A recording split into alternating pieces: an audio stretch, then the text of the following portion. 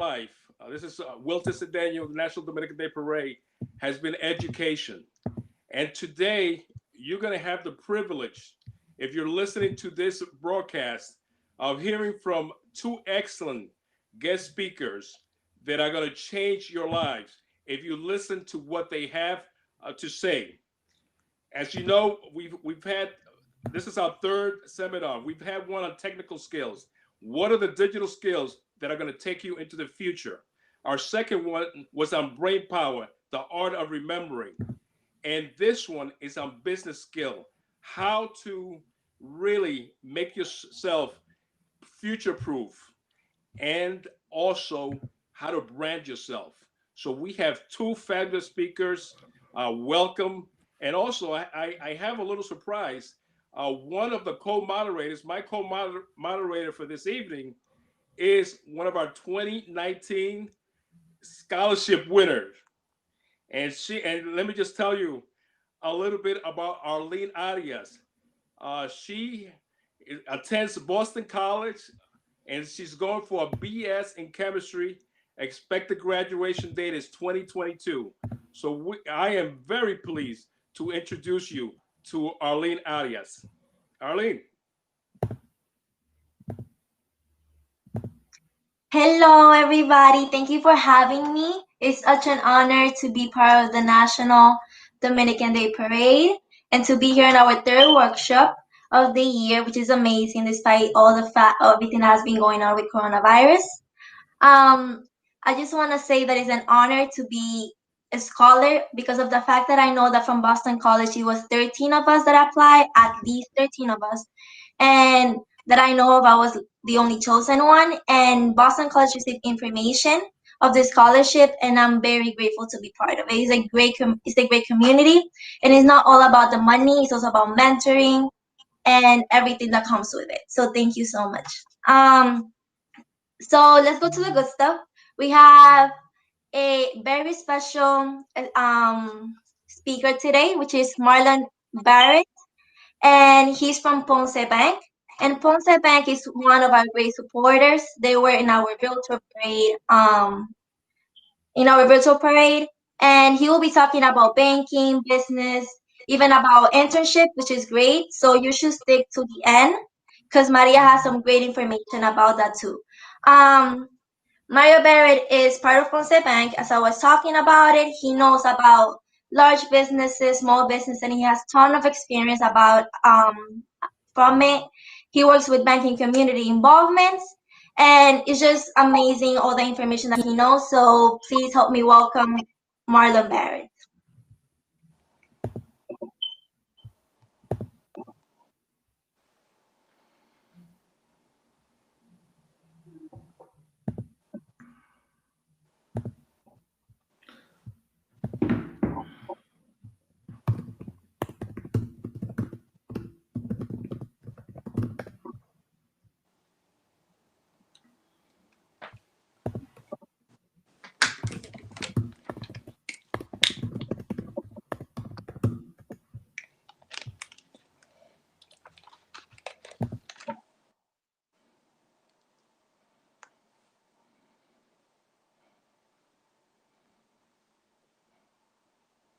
Keeps me. There you go. Can you guys hear me now? Can somebody just drop in the chat? Let me know if you guys can hear me. Yes, we can. Oh, perfect. I'm sorry about that. Let me start over. So my name is Marlon Barrett. I'm the business development manager at Ponce Bank in the Riverdale section of the Bronx. Like I was saying before, while I was muted, I've roughly about 10 years in banking. I started out as a part-time teller, and I made my way up now to business development manager. I worked at the big corporate locations, the big corporate banks, and the big commercial banks in private banking, and now I'm in the sort of small community bank, which is more my niche. I really enjoy working in a small community bank, working directly with the neighborhoods. So one of the huge things I get a lot of questions about, and a lot of people always ask me to hear more information about, is credits. They come into the branches, they call, it's the end of the year, start of a new year, and the first thing everyone asks is about credit. So I have a little small presentation coming up about credit. if there are any business owners on that's viewing us also, in the question and answer part, I can answer some questions about, there's the PPP coming up, so I can answer some questions about that. Nothing too specific, but I can give you some questions and some answers. But in the small communities, banking information and banking knowledge, financial literacy is huge. One thing that we've experienced and we've seen in the smaller banks and in smaller communities is most people, they're afraid of the information that they don't know. So they don't know the ins and out of banking. They don't know how to maintain a balanced checkbook. They don't know how to maintain decent credit. So a lot of it is just simply information. So I'm going to jump right into my little quick PowerPoint presentation on credit. Just some quick credit basics, because I know that tends to be something that everyone asks me a lot about in regards to whether it be these presentations or they come in, like I said. Just give me 2 seconds here. Let me share my screen.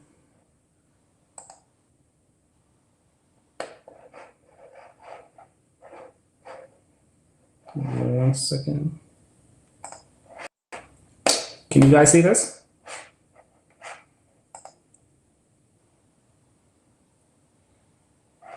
Oh, it looks like I'm sharing.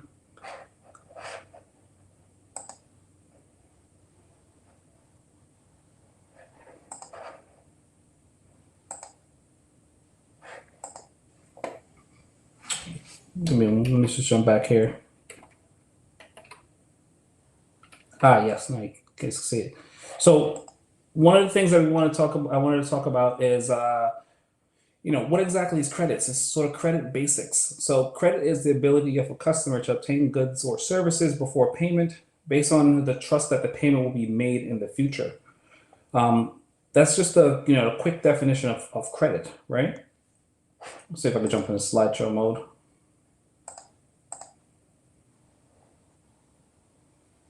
All right, that's the wonderful and lovely. There we go. So some of the advantages, what are the benefits of using credit? It's convenient, it stimulates the economy, establishes a good credit rating, useful for emergencies, eliminate the need to carry large amounts of cash. Odds are your credit card will have a decent credit limit, and that would help out with, not having to worry about carrying a lot of cash or exposing your debit card, for instance. But there are some things you want to be aware of. It costs money, interest fees. So if you don't have to carry a balance, make sure you don't, because interest fees will add up. Risk to spend future income. You're going to just rack up a lot of debt and you're spending future income. You can increase debt by doing that. It also encourages careless buying. So you end up just buying because it's available. So just be mindful of that. And then this just sort of breaks down, the ratings for credit scores, for instance. So you have the 801 and above, which is considered nearly perfect credit. And then you have all the way down to the 620 and below, which is considered poor credit. Everywhere in between from the 620 to the 800 is fair to excellent credit. The higher, the better. This also impacts the interest rate that you get on credit cards and impacts the interest rate you get on mortgages and the works. So you want to just essentially be between the 620 to the 800. Ideally 700, you'll be at the perfect sweet spot.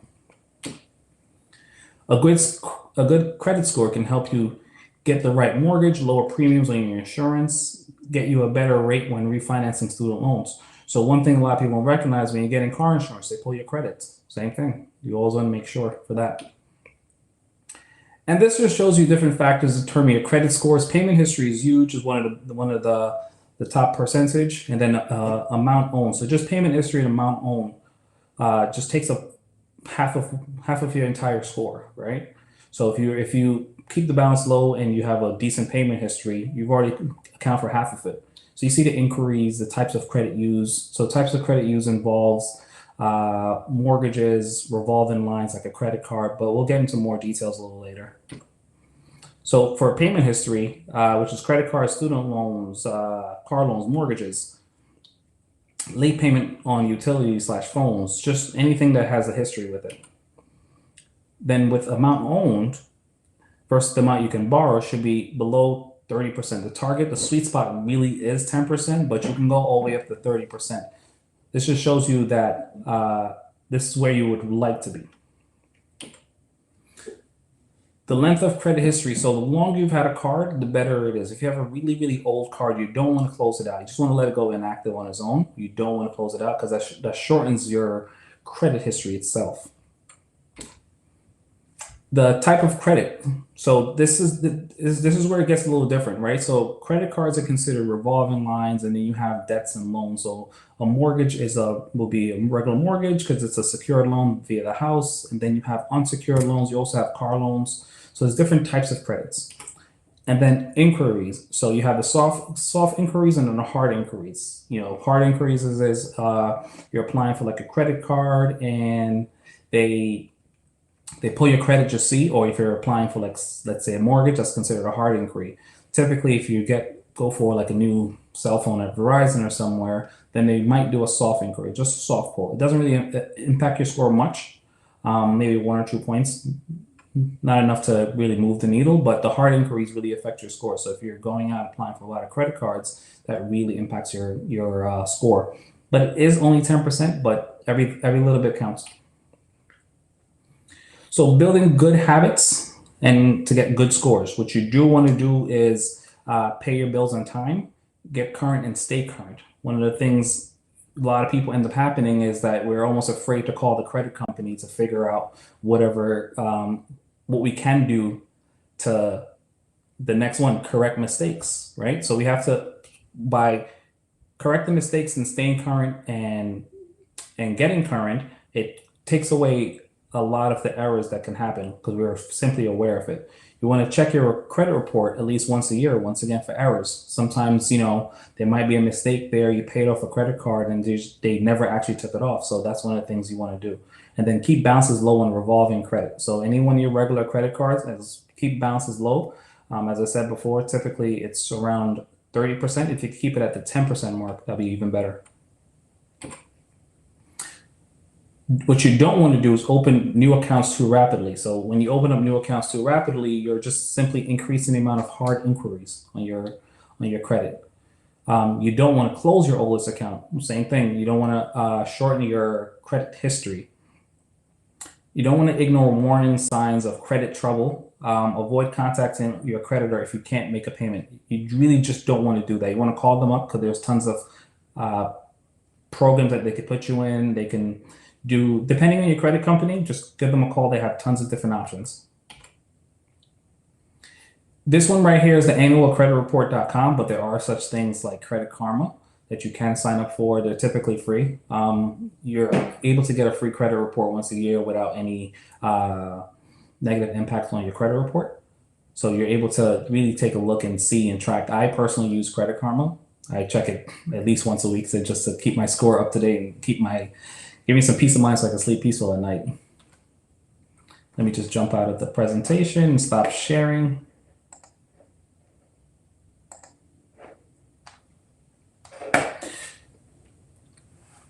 I see there's a couple questions coming in, but if you can just save those, I believe, till the end when we have a question and answer session. But the credit information also goes for businesses as well, because businesses can still go for their credit cards, and it does impact your businesses as well. So you want to make sure, same thing, if you can apply for a business credit card, because it helps your lending ability. You can do the same thing for business accounts. I think I saw Arlene jumping in. Arlene, can jump in. Yes, I just wanted to thank you so much for all that information. I had no idea about credit before this, and I'm glad because, you know, we're stepping out of college, real life, and credit is definitely gonna be in my life. I wanted to call in Wilton, which is the chair of the board, because he will be introducing our next speaker. And I also hope you guys took notes and have your questions, because we will be discussing those in the Q&A section. I also want to thank not just Wilton, but the entire board for having me today as a co-monitor.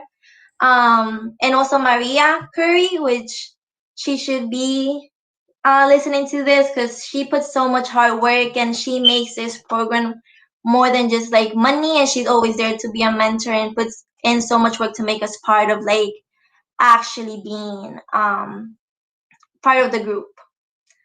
So thank you. Just like to thank our speaker, Marlon Barrett. He's going to stay towards the end where we're going to have a little question and answer period. But I also like to thank you, Arlene. You're doing a great job as a co-moderator. So I applaud you and the entire class of 2019-20. I know they're listening in and getting some great information. The next speaker that we're going to bring to you, his name is Mark Williams. He is known around the country as Mr. Positivity. He has won and has been a finalist in speaking presentations. He has been a teacher. He's an author. Mark Williams has served on different boards with me. The man is dynamic, and you guys are in for a treat. And we're going to have more information on Mark Williams on our website. And also, he has written several books. Those books will be on the website. And also, I will personally be donating a few of those books to some of our scholarship winners and also some of the people on this call. So without further ado, let's introduce Mr. Mark Williams. Hey, everybody. Good evening. Happy holidays. I want to say Happy New Year, but more appropriately, I want to say Happy 2021 coming up. And as we get ready to step into this new year, I would like to say thank you to Wilton. I would like to thank you to everybody who has put this together. And I would like to applaud every young leader who we are celebrating today. We are entrusting you with your leadership and your guidance, your wisdom, your expertise to take us to that next level, not only in 2021, but in 2021 and beyond. And as we think about the holidays, as we think about the new year, as we think about all the amazing things that you are going to be able to do with your leadership, I like to think about word. One word is value. If you have a pen and paper with you, I'd love for you to write that word down. If you don't have a pen and paper with you, I would like for you to write that word down after we are done this evening. Value, as in, what do you value? Value, as in, what value do you offer? And value, as in, what is it that makes you so valuable? All of this is tied in with the topic that I want to speak to you about tonight, which is personal branding. I just want to make sure I just stop for a second because I just wanted to make sure that everybody could hear me. So I'm going to continue going on. My mic is on, my camera's on. So I will let all of my technical people know if I keep going on with this energy, right? So that is all about personal branding, and you'll see how. But first, I want to take you back to a hot summer night in Harlem, New York. I was standing in front of a bar with my head down, feeling down about myself, as a thought occurred to me. What can you say about yourself the very next time you want people to take interest in you? Before I give you the answer to that question, I'd like for everybody to picture this scenario. One day you get a phone call from a very close personal and professional friend of yours who tells you that she's putting together this high-profile event for some very important people. And she would like for you to speak at this event because you've got a story and a message connected to the nature of this event. But even though in your heart you care a lot about your story, even though in your head you know a lot about your topic, after all, you think this is your brand, but in your gut, you really don't want to get up in front of all those people and talk about it. But this is a good friend of yours. There's a great opportunity for you to network, and this is a chance for you to show how you can add your value to your community and in your industry. So you say yes, and then you go out and get yourself a speech coach. Because let me say this, if you ever want to exercise and maximize your brand, you really want to think about getting yourself a coach. So you go out there and you get yourself a coach, and your coach works with you over the next couple of weeks on this field. And then 5 minutes after you deliver the talk, step off of this and you send a text message to your coach. Oh my goodness, you won't. But people are coming up to me, offering to do work with me. And this feels awesome. And it's possible. It is possible for you to feel comfortable, confident, skillful, and engaging when speaking about yourself, your ideas, and your values. It's possible for you to be able to speak about yourself, your leadership ideas, and your values in a way that makes people feel connected to you and you connected to them. And it's possible for you to be able to speak about yourself, your leadership ideas, and your value and your brand in a way that makes people interested in you and inspired to follow you because of your leadership.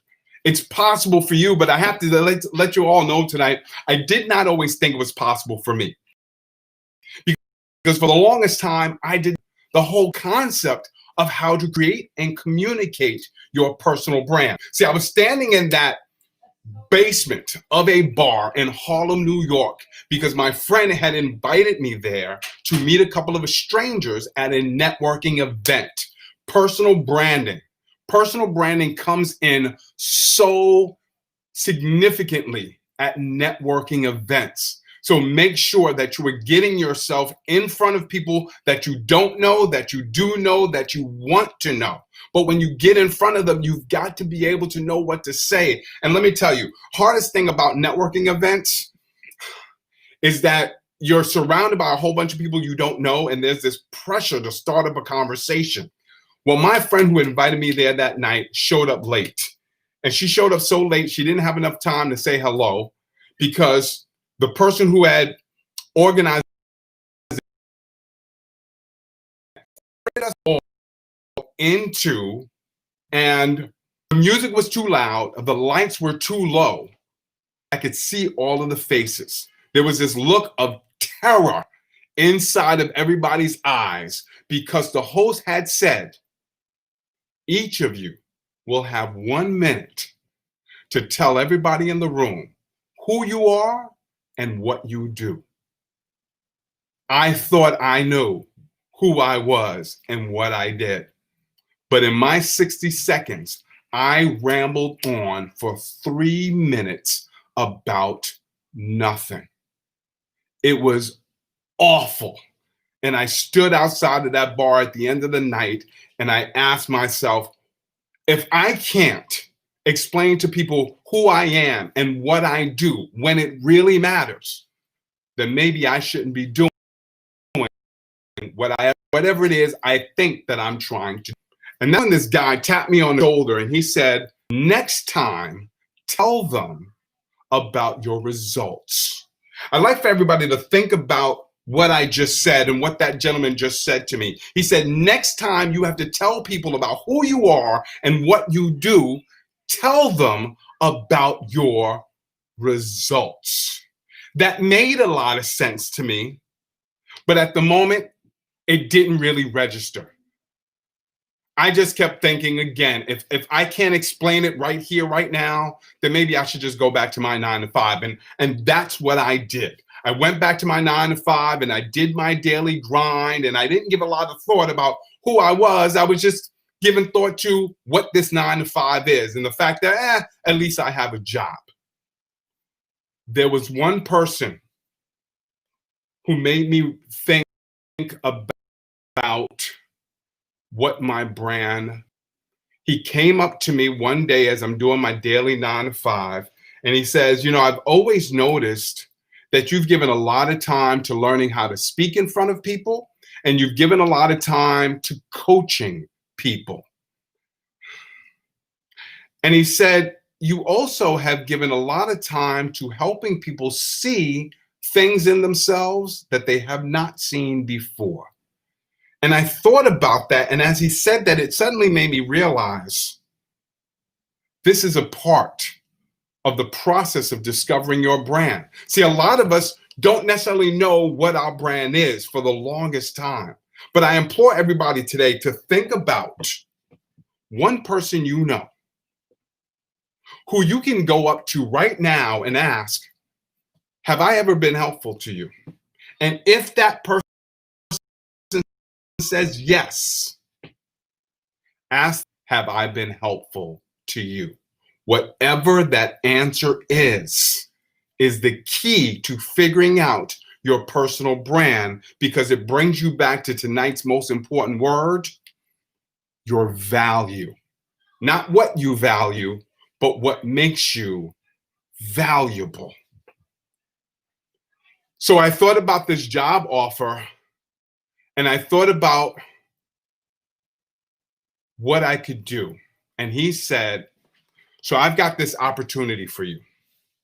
There are 1,000+ city employees who are about to lose their jobs. And I need somebody to teach them how to rebrand themselves and talk about themselves in a compelling way so that they can put themselves in a position to get hired for new jobs.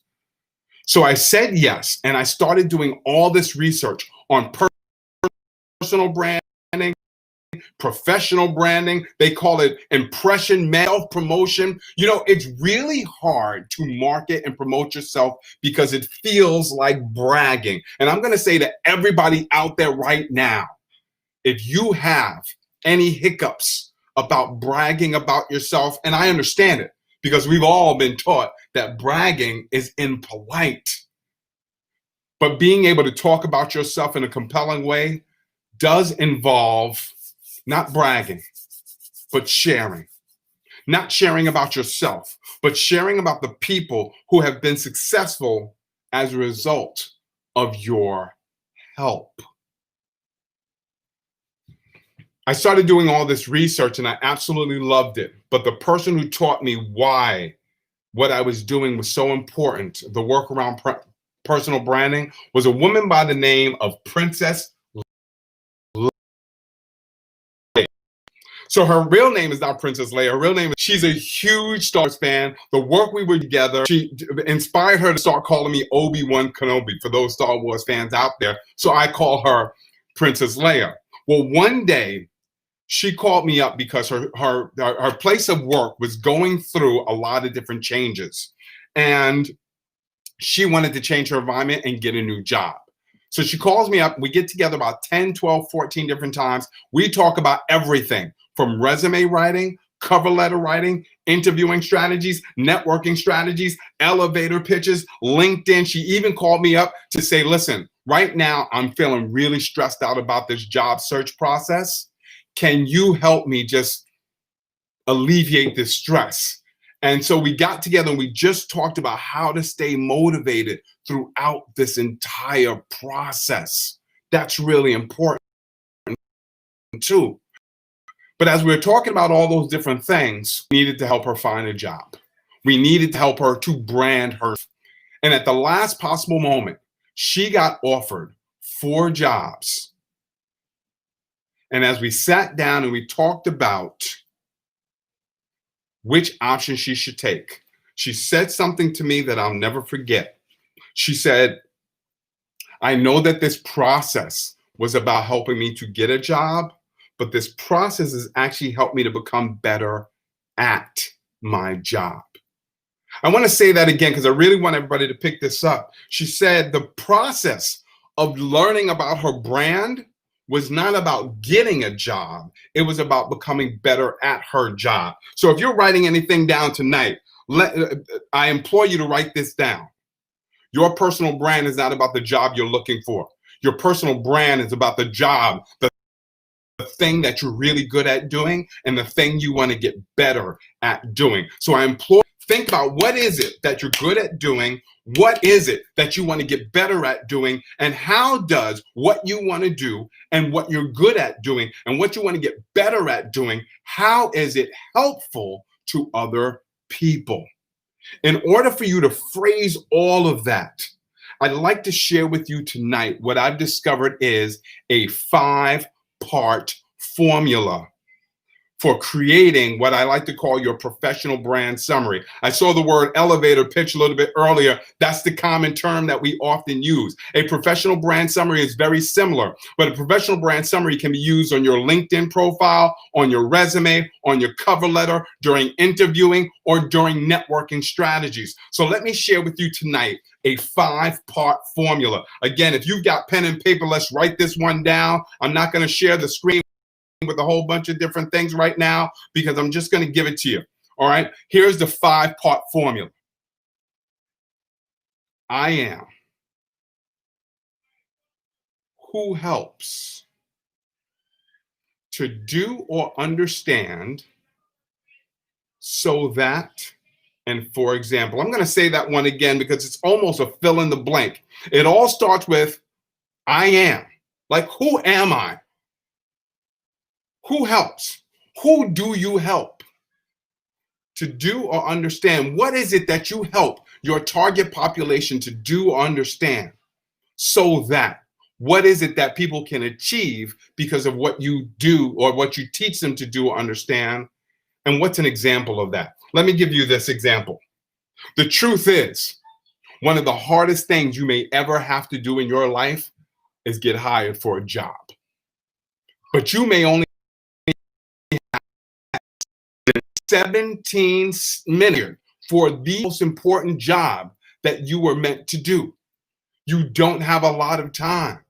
And that's why I love doing this work, because I've learned how to help people to maximize their time and reach people so that they can get hired for the work that they do. Listen, I claim to be a committed, informed, and motivating executive speech and career coach who helps job seekers and people who want to advance in their career to understand how to rebrand themselves and talk about themselves in a compelling way so that they can attract attention to the work that they can do and get hired for that work. I designed a professional branding program that helps 79% of employees from one particular organization get hired for new jobs. This is my brand. What is your brand? That 5-part formula has helped so many people that I have worked with that I just want to slow it down one more time. The I am are 2 or 3 adjectives that you would use to describe yourself and your leadership style and your professional self. Who helps? Who is who is that target population that you are exceptionally good at working with? And by the way, it is my belief, it is my theory that we are all on a mission to help and rescue that former kid or person who we were. I always say I'm on a mission to rescue young, disadvantaged youth who are trying to do big things in their lives. That's the kid that I was, so that's the kid that I'm trying to rescue. Who's that target population for you? And what is it that you're trying to teach them to do or understand? Because here's the thing, we have to understand about personal branding. People are less interested in what you can do and what you know. What they're most interested in is what you can help them to do and what you can help them to know. You think about what we just heard from Marlon, right? With all of the credit score information. He's not telling you that he knows how to build his credit score. He's giving you information to teach you how to look into your credit score and how to raise your credit score. He's teaching you what to do and understand. Right. And so that, again, what is it that people can accomplish as a result of what you teach them to do or understand? The for example is so important because we can spend a lot of time talking about what we can do. But it's another thing to give people an example of what you have done. And to all of my young leaders, I know that you may not necessarily have all of the work experience in the world, but you have done things to get in this position that are transferable. So, about how the things you've done are examples of the potential you can do to make a difference. And I say that because here's the deal. No one's going to hire you to do a job. They're only going to hire you to make a difference. And a huge part of your personal and professional brand is the story that you tell about how you have made a difference for others and how you can make a difference for those in the future. Stories is a huge part.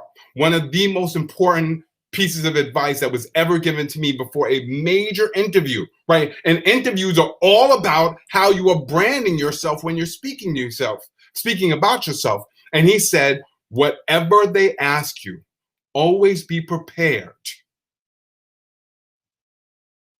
to share a story. And when you share stories about your roles and your responsibilities, because anybody can spit out the same vocabulary about the things they do, but no one can tell your story. But at the end of the day, nobody can tell a story about your results. Your results belong to you. But here's the thing that is so hard about telling stories and talking about the things that you've done. Beyond bragging, one of the hardest things about talking about yourself is that you have to do it in front of other people. And if you do your research, you'll see that arguably the second or third biggest fear in the entire world across the human race is speaking in front of people. It's actually a little bit easier on Zoom and on Facebook Live. It's a whole lot easier when there's not actual people in front of you. And yet, public speaking is a terror for a lot of people.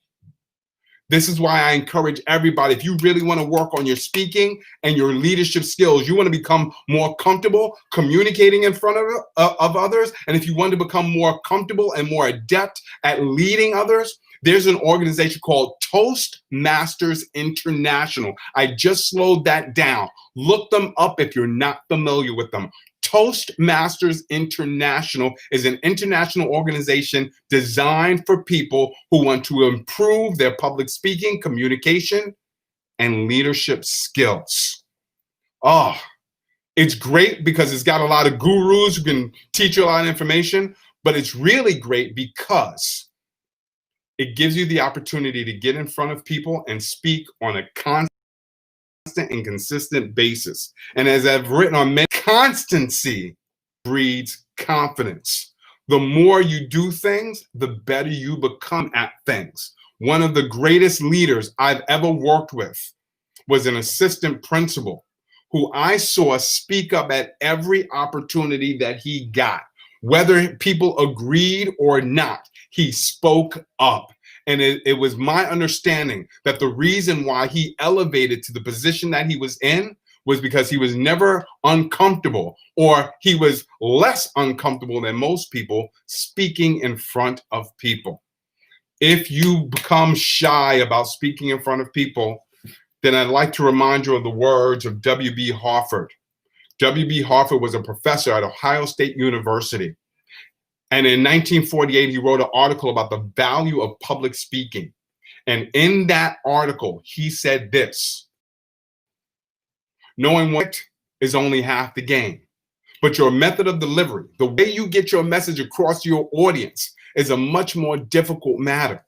He said ambitious leaders, especially those who hope to obtain success in the world, need to understand that what you say and how you say it will count more for your success than your own technical knowledge. And then he shared a metaphor that I absolutely love. He said, your voice is like the neck of your mental bottle or your brain. Now, yes, this is a real Coke bottle. It has not been opened, so I'm probably looking real crazy right now because if I open it, it spills all over me. But I won't open it because here was W.B. Harford's point. I can shake up this bottle all I want, but if I don't open up the bottle cap, nothing happens. It doesn't matter how much the ideas inside your head can shake things up, create change, make a difference. It doesn't matter how great of a leader you are inside.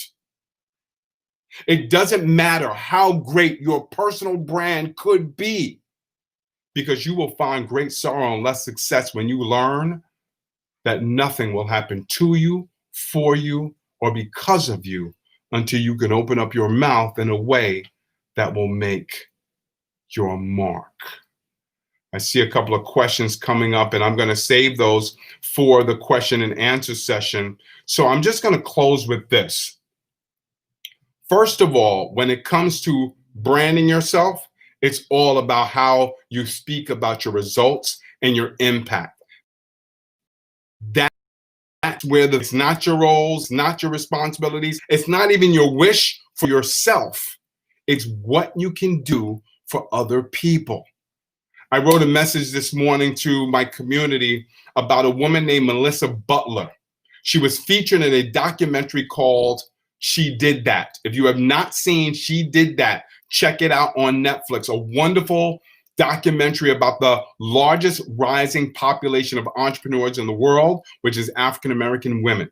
Melissa Butler owns a company called Lip Bar, and she was trying to get her lipstick brand on the shelves in Target.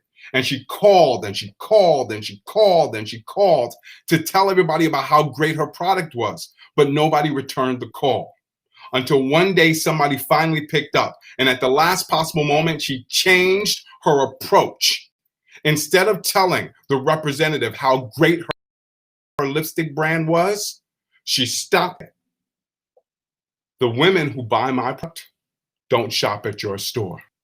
But if you put my product on your shelves, you will attract customers that you have never served. And that's how Lip Bar got on the shelves of Target, because she understands what I want you to all understand this evening. Your personal and professional brand is not about how great you are or how great you can become. Your personal brand is how great you can make other people become. So when you use I am, who helps, to do or understand, so that, and for example, make sure that everything is around how you add value to other people. Because when you can add value to other people, that is your personal brand value. Thank you, ladies and gentlemen, for your time. It has been a pleasure to share this message with you this evening. Hope that 2021 brings you great joy, great prosperity, great wealth, and continued value. Arlene, it's good to see you. Thank you. That was amazing. I learned so much. I'm definitely putting into practice the 5-part formula. So there's a few questions. There were a lot of questions. So people really took notes. I want to direct one to Marlon, since that was the first speaker that we had. And it's about, is public schools to be black personal brand? So I think your mic is dropping out, but I see the question. So it's multifaceted. I think that, just coming from a New York City public school myself, I actually even went to City College. So I went through the public schools and then the CUNY system. Just from experience, I can tell you that there isn't enough attention and focus on sort of financial literacy at the high school level. You sort of graduate from high school, age 18, and they throw you into the world and they tell you to get a bank account. You walk into the bank and there's a guy in a fancy suit that says, do this, do this, do this. You walk out with a debit card and you have no idea what you just did. Literally no idea. And you have no idea what the right questions to even ask, right? You don't know what you don't know. It's like my favorite quote. So I think it sort of starts from, some would say even middle school, right? It can definitely start from middle school, jump into high school, or even a quick college course on just simply how to fill out a checkbook, how to balance your checkbook and how to write a check, or, what is credit, something simple as that. So I think there are some responsibilities for the public school system, but that's where you have these different seminars. That's why you have some these smaller community banks that do provide certain sort of financial literacies, financial empowerment, financial education. And I think getting those resources. You kind of have to just sort of, find your own resources at that point. Thank you so much. There's two more questions for you, so I will say like just finish with that and then we can go to Mark. Okay. And it was, if I have a business, should I market my oh wait, no, that's not that one, sorry. How can you improve your credit after a bad financial decision? So the one thing you don't want to do, like I said in the presentation, you don't want to sort of hide from it, right? You want to, I think Mark would probably agree with me on this one. You want to sort of jump in front of it and tackle any one of those situations that you're sort of scared of. It's the personal branding thing, and it's also just sort of like taking the control of your life over. What you want to do is reach out to the creditor and see if there's anything that they could do. There's tons of options that the credit companies, the banks that they have for defaulted loans or anything like that. You always want to just look at your credit report and see what you can do. Once you figure out that part, it's just a matter of taking the steps to building it in the way of paying off whatever is owed. Some things, in some ways, for your credit score, it does take time, but also I think I saw another one. My next statement is going to also answer question 3, and I saw another question about if you are a foreigner, how do you build it, right? So you have what's considered a secured credit card. A regular credit card is an unsecured line of credit, right? They sort of give you the money with no basis that you're going to pay it back. But if you open up a secured credit card, that's a good way for the bank to know that you're going to pay it. And if you don't pay, they have your money in escrow. But that's a good way for them to sort of trust you. You have some history at that point, you build it up. And that's a very, very, very good way to recover, to build, and to start from scratch. Great. Thank you. And then I believe the other question goes with that, and is how do you start credit if you are a student? Yeah, so they have tons of student credit cards. A lot of banks have student credit cards. I know that after the financial crisis that happened in 2009, 2010, they sort of changed some of the regulations. So there are restrictions on student credit cards, but they do have student credit cards available. If you're under 21, I believe you have to sign, your parents have to sign a disclosure. But if you're over 21, you can then apply for a credit card, or you can simply get what's considered, like I said, a secured credit card. So essentially, in a nutshell, you put some money down in a savings account, the bank freezes it and then issues you a credit card for that value. You use the credit card like you typically would, like you normally would. The funds stay secured the entire time. And it's just the bank sort of securing themselves because either you have no credit or bad credit. And they just want to make sure that you're credit worthy. Once they decide that you're credit worthy, they sort of give you the money back and you keep the credit card.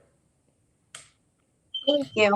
There was so many more other questions, but we're gonna move into some questions for Mark now.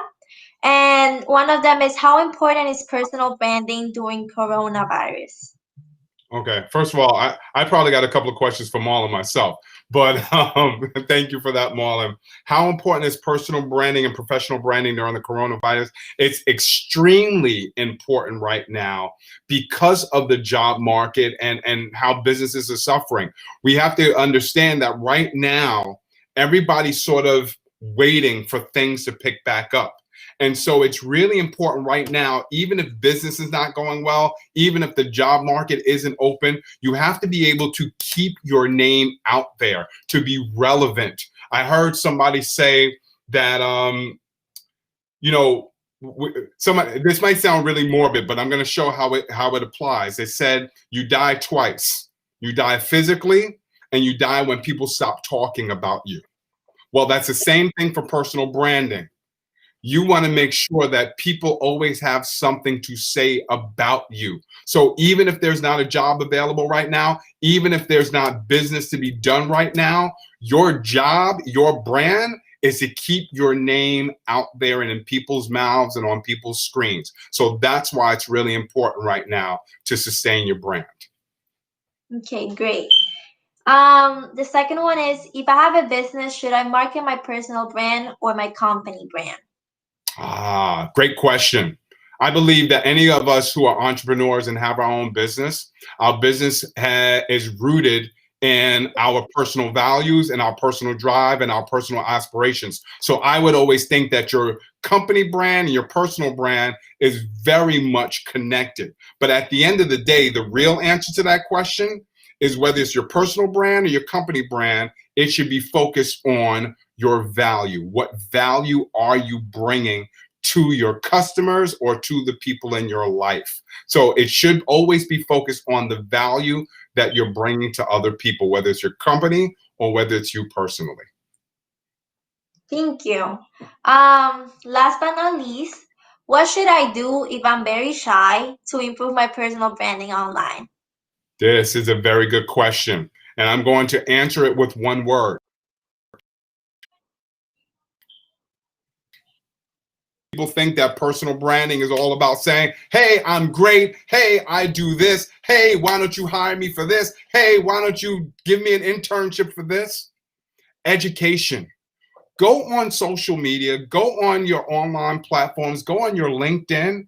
Instead of telling people how great you are, upload articles, write a blog, share tips, share your expertise with people, educate people, because that's a part of your brand. I always tell people that my wife went into a sneaker store because she was ready to run the marathon.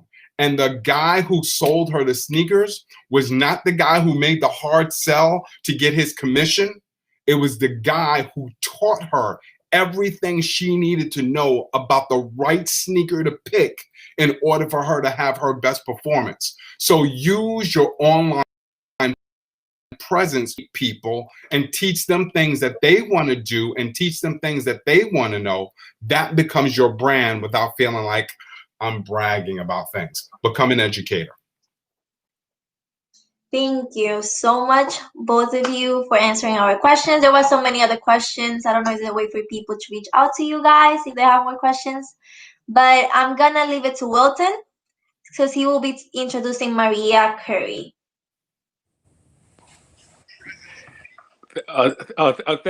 Thank you, Arlene. Thank you. Doing a great job moderating this workshop. And excellent speakers from Marlon to Mark. Oh man, I'm so inspired. I feel great. I hope you also are feeling very good. And everybody that asked questions, we're gonna make sure on the chat, we're gonna make sure you get one of Mark's books. So, and then if other people want books, just write to us. We'll work with Mark to get you those great books.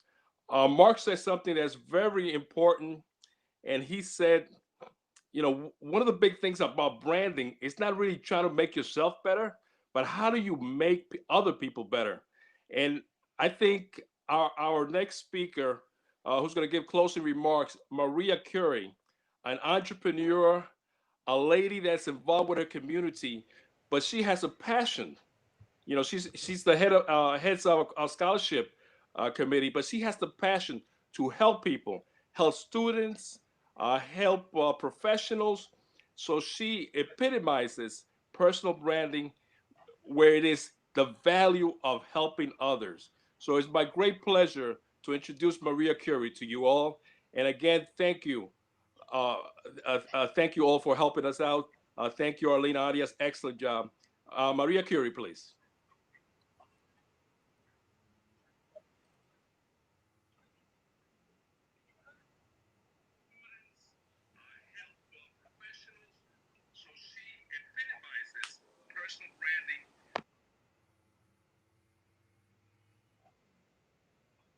Well, good evening, everyone, and I hope you can hear me clearly because I was having issues with the sound.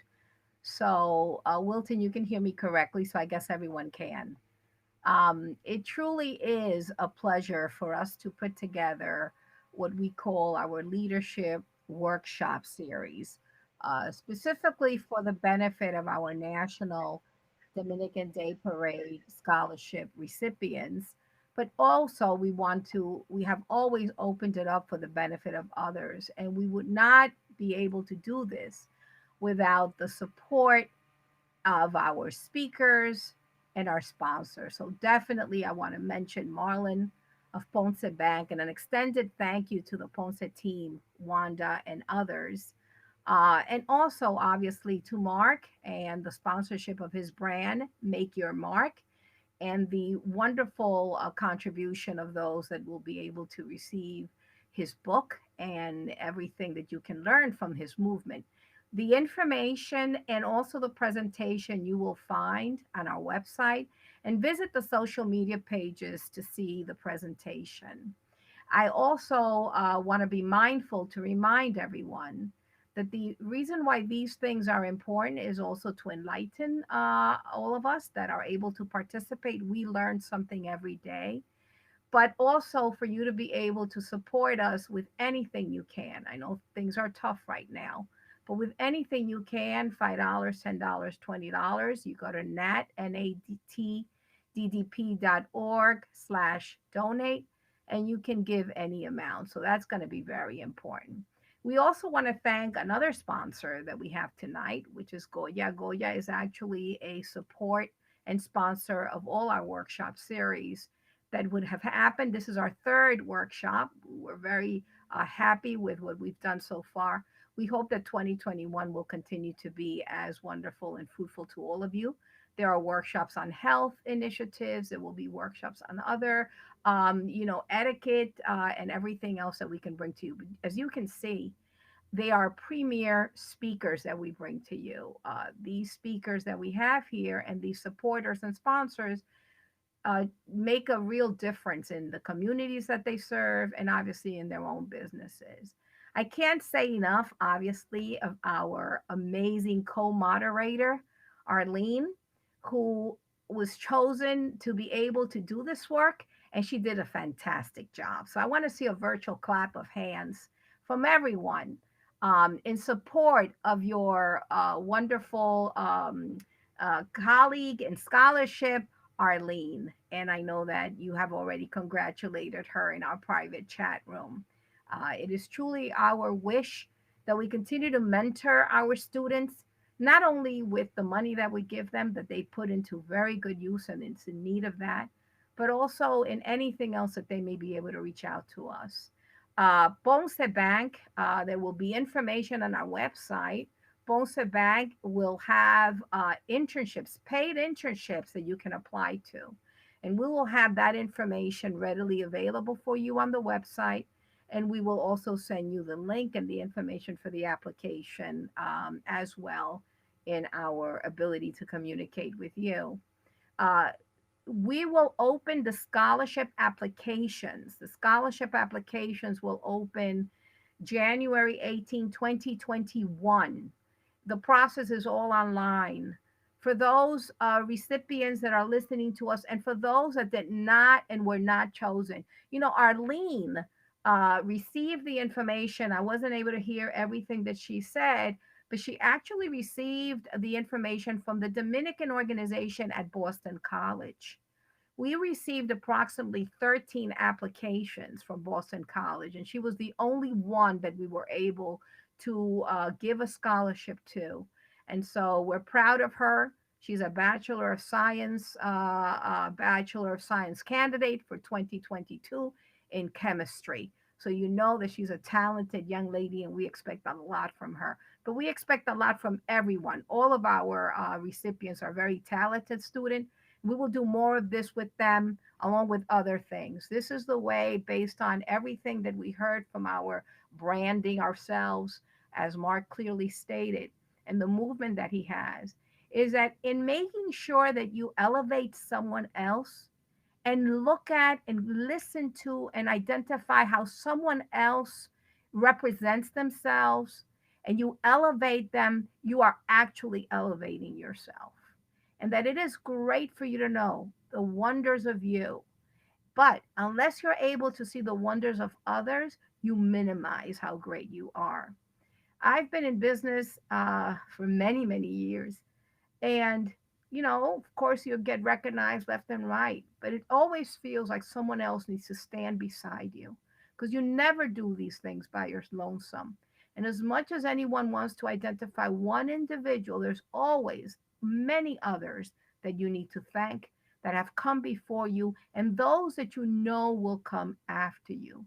And that's what we do at the National Dominican Day Parade. We're fostering the leadership of tomorrow in our organization, and we're fostering leadership of tomorrow within the scope of the communities they live in, the jobs where they are, and for them to be very proud of everything they do. No one minimizes you, no matter what you do, no matter what educational level you receive. You always show that respect for others and for yourself for all types of accomplishments. The one thing I want to leave you with, and obviously we're in a challenging, different time in our world, is if you look up Sri, because we're talking about what you can look up, Sri Chinmoy. I'm sure that Wilton and and the others, some of us have heard of her. But she has a beautiful quote, and it says, "On the eve of the new year, a new consciousness dawns on earth. God once again inspires each human being, each creature, with new hope, new light, new peace, and new joy." This is a quote that I found 1999 that I used. Never forgot it, and how appropriate that we can use it today. And, everyone wants to talk about Maria as far as her business is concerned. But I am truly a person dedicated to a passion. And business became successful because of that passion of putting others first, serving others. And with that passion became success. You need to be able to understand that you have to be able to put yourself out there, and that everything is not about money. Money will come when you do other things in your life, and you will see success. And success is not measured by how successful someone else is. Do not measure yourself by someone else's success. Measure yourself by the success that you're looking to be for yourself, and how you're going to be happy with yourself for that. And with that, bendiciones a todos, que Dios me lo bendiga, que tengan un año exitoso de salud. Estaremos aquí para ustedes. Y como también decimos los dominicanos, chao, chao, bacalao, which literally means bye, bye, codfish, for saying goodbye to your friends. So, chao, chao, bacalao. Muchísimas gracias a todos. Dios me lo bendiga. Y gracias a todos los que ayudan a que esto sea el brillante noche que hemos tenido. Muchísimas gracias y buenas noches.